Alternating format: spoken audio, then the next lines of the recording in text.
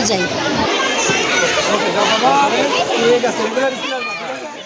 পিরোজপুর সদর উপজেলার ১৩৩৪টি সরকারি প্রাথমিক বিদ্যালয়ে স্কুল ফিডিং কর্মসূচির উদ্বোধন করা হয়েছে। রোববার ২৯ মার্চ সকালে বাংলাদেশ সরকারের অর্থায়নে এবং গ্রামীণ জন উন্নয়ন সংস্থা DJEUS এর বাস্তবায়নে ৭৭ নম্বর করিমুন্নেসা সরকারি প্রাথমিক বিদ্যালয় প্রাঙ্গণ থেকে আনুষ্ঠানিকভাবে এই কর্মসূচির উদ্বোধন করা হয়। DJEUS এর কর্মকর্তারা আছেন?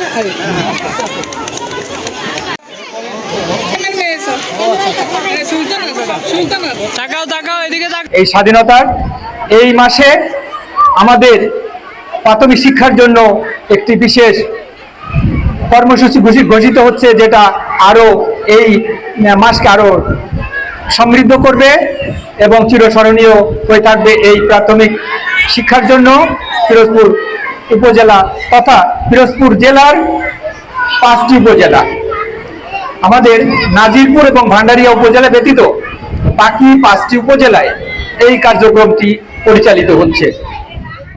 উদ্বোধন করেন জেলা প্রাথমিক শিক্ষা অফিসার মোল্লা বখতিয়ার রহমান। অনুষ্ঠানে উপস্থিত ছিলেন উপজেলা প্রাথমিক শিক্ষা অফিসার মোহাম্মদ শহীদুল ইসলাম, সহকারী উপজেলা প্রাথমিক শিক্ষা অফিসার নজরুল ইসলাম মোল্লা, ইউপিইটিসি ইনস্ট্রাক্টর মোহাম্মদ রনু আহমেদ, করিমুন্নেসা মাধ্যমিক বিদ্যালয়ের প্রধান শিক্ষক মোহাম্মদ জাহিদুল ইসলাম, করিমুন্নেসা মডেল সরকারি প্রাথমিক বিদ্যালয়ের প্রধান শিক্ষক শিপ্রা রানী মণ্ডল সহ সংশ্লিষ্ট কর্মকর্তা, শিক্ষক, শিক্ষার্থী ও অভিভাবকবৃন্দ। আমাদের স্কুলে যে চলছে, এটা প্রথম উদ্দেশ্য হচ্ছে, আমাদের লক্ষ্য হচ্ছে যে শিক্ষার্থীকে কিভাবে স্কুলে ধরে রাখা যায় আর তার যে পুষ্টির যে চাহিদা সেটাকে কিভাবে পূরণ করা যায়, এই দুইটা উদ্দেশ্য।